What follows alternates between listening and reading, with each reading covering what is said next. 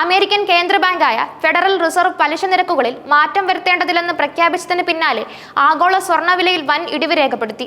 സാമ്പത്തിക വിദഗ്ധരും നിക്ഷേപകരും ഉറ്റുനോക്കിയിരുന്ന ഈ നിർണായക തീരുമാനം പ്രസിഡന്റ് ഡൊണാൾഡ് ട്രംപിന്റെ കടുത്ത സമ്മർദ്ദങ്ങളെ അവഗണിച്ചുകൊണ്ടാണ് ഫെഡ് കൈക്കൊണ്ടത്.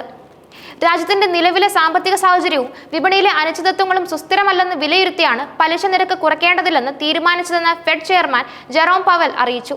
ഉയർന്ന പണപ്പെരുപ്പ നിരക്കുകൾ ഇപ്പോഴും ഒരു ഭീഷണിയായി നിലനിൽക്കുന്നുണ്ടെന്നും തൊഴിലില്ലായ്മ നിരക്ക് കുറഞ്ഞ നിലയിൽ തുടരുകയാണെന്നും ഫെഡ് ചൂണ്ടിക്കാട്ടി. ഈ ഘട്ടത്തിൽ പലിശ നിരക്കുകൾ അതേപടി നിലനിർത്തുന്നത് സാമ്പത്തിക സ്ഥിരതയ്ക്ക് അനിവാര്യമാണെന്നാണ് ഭൂരിപക്ഷത്തിന്റെ നിലപാട്. വൈറ്റ് ഹൌസ് ഫെഡ് നയം പ്രഖ്യാപിക്കുന്നതിന് തൊട്ടുമുമ്പ് പോലും പലിശ നിരക്ക് കുറയ്ക്കണമെന്ന് ആവശ്യപ്പെട്ടിരുന്നെങ്കിലും ഫെഡ് റിസർവ് തങ്ങളുടെ നിലപാടിൽ ഉറച്ചു നിൽക്കുകയായിരുന്നു. ഫെഡറൽ റിസർവിന്റെ പലിശ നിരക്ക് തീരുമാനം പ്രഖ്യാപിച്ചതിന് പിന്നാലെ ആഗോള സ്വർണ്ണവിലയിൽ വലിയ ഇടിവ് രേഖപ്പെടുത്തി. ഔൺസ് സ്വർണ്ണത്തിന് $3270 താഴ്ന്നു. ഫെഡ് യോഗം പലിശ നിരക്ക് കുറയ്ക്കില്ല എന്ന സൂചന ഔദ്യോഗിക പ്രഖ്യാപനത്തിന് മുമ്പ് തന്നെ വിപണിയിൽ എത്തിയിരുന്നു. ഇതോടെ സ്വർണ്ണവില കുറയാൻ തുടങ്ങിയിരുന്നു. എന്നാൽ ഔദ്യോഗിക പ്രഖ്യാപനം വന്നതോടെ ഇടിവ് കൂടുതൽ ശക്തമായി.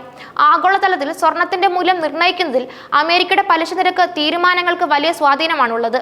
സാധാരണയായി പലിശ നിരക്കുകൾ കുറയ്ക്കുന്ന വേളയിൽ ബാങ്ക് നിക്ഷേപങ്ങളിൽ നിന്നും മറ്റ് സാമ്പത്തിക ഉൽപ്പന്നങ്ങളിൽ നിന്നുമുള്ള വരുമാനം കുറയും. ഈ സാഹചര്യത്തിൽ നിക്ഷേപകർക്ക് കൂടുതൽ വരുമാനം നേടുന്നതിനായി സ്വർണം പോലുള്ള സുരക്ഷിത നിക്ഷേപങ്ങളിലേക്ക് തിരിയാൻ താല്പര്യമുണ്ടാകും. കാരണം സ്വർണം പണപ്പെരുപ്പത്തിൽ നിന്നുള്ള ഒരു സംരക്ഷണമായി കണക്കാക്കപ്പെടുന്നു.